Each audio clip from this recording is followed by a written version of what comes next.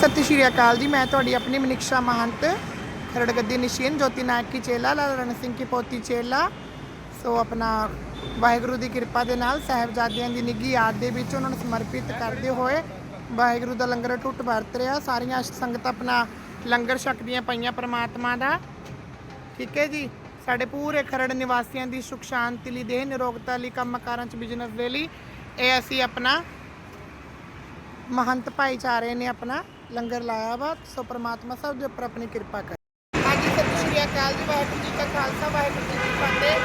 हरेक साल की तरह साहिबजादे की निੱਘੀ याद ਦੇ ਵਿੱਚ ਉਹਨਾਂ ਨੂੰ ਸ਼ਰਧਾਂਜਲੀ ਦੇਣ ਦੇ ਰੂਪ ਦੇ ਵਿੱਚ ਸੋ ਸਾਡੇ ਖਰੜ ਦੇ ਵਿੱਚ ਹਰੇਕ ਸਾਲ ਦੀ ਤਰ੍ਹਾਂ ਹੁਣ ਵੀ ਆਪਣੇ ਲੰਗਰਾਂ ਦੀ ਸੇਵਾ ਵਿੱਚ ਵਰਤ ਰਹੀ ਹੈ ਤੇ ਲੰਗਰ ਲਾਇਆ ਵਾ। ਵਾਹਿਗੁਰੂ ਦੀ ਕਿਰਪਾ ਦੇ ਨਾਲ ਜਮਾਨਾਂ ਦੇ ਭਲੇ ਲਈ ਸੁਖ ਸ਼ਾਂਤੀ ਲਈ ਮੈਂ ਮਨੀक्षा महंत ज्योति महंत ਸਾਡੇ ਲਾਲਾ ਜੀ ਉਪਦੇਸ਼ ਮਲਿਕ जी परमात्मा सबको राजी रखे, सारी दुनिया का भला हो।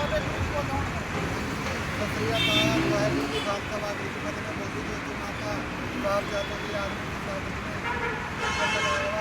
सारी मंदिर है सारे नगर वासी आवे नगर वासी के लिए सुख अरदास करती है। नगर वासी सारे राशि हैं गलत किया था खा